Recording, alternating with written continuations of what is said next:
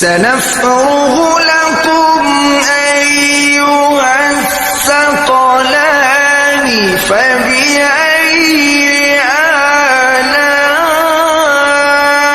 آلاء ربكما تكذبان يا معشر الجن والإنس إن استطعتم أن تنفذوا من أقطار السماوات والأرض فانفذوا لا تنفذون إلا